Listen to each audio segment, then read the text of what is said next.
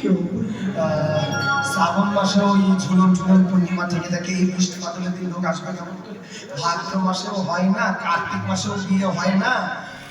দেখেছিলেন প্রথম যখন গোবিন্দ কালীয় নাগের উপরে নৃত্য করছিলেন, ওই রাধা রানীর মুখের দিকে তাকিয়ে গোবিন্দের কালীয় নাগের মাথায় নাচতে নাচতে তাল ভঙ্গ হয়ে গিয়েছে।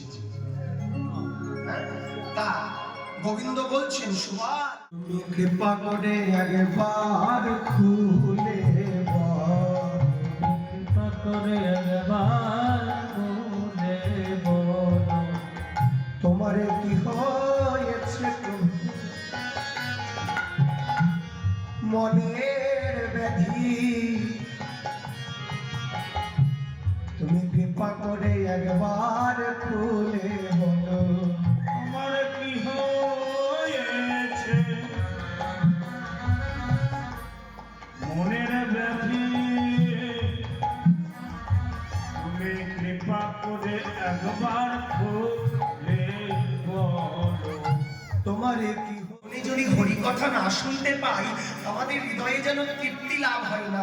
প্রভু একবার হরি কথা বলো, বলো না প্রভু। প্রভু প্রভু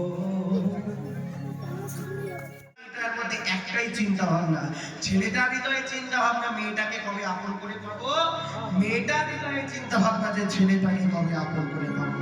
এই যে কবে পাবো, এই কবে পাবোটার নামই হচ্ছে পূর্বরা। আর যখন পাওয়া হয়ে যাবে তখন সারাদিন কেঁদে মরবে, কেন পেলাম না পাওয়াই ভালো ছিল, তখন ওইটার নাম হবে অনুরাগ। তাহলে বুঝতে পারলেন তো পূর্বরাগ আর অনুরাগ কাকে বলে? ভেঙে বুঝেছেন তো? হ্যাঁ, এর থেকে ভেঙে আর কিন্তু বোঝাতে পারবো না। হ্যাঁ, তাহলে এবার চলুন আগে দেখে নেই গোবিন্দের দশাটা কেমন। গোবিন্দ ছিলেন সুবলের সঙ্গে, সুবলের সঙ্গে বাক্যালাপ করছিলেন, কোনো কথা বলছিলেন না, চাঁদ মদন মলিন করে বসেছিলেন। এমন সময় সুবলের সঙ্গে যখন চাঁদ মদন মলিন করে বসেছিলেন, হঠাৎ করে সুবল বলছে, ভাই তোর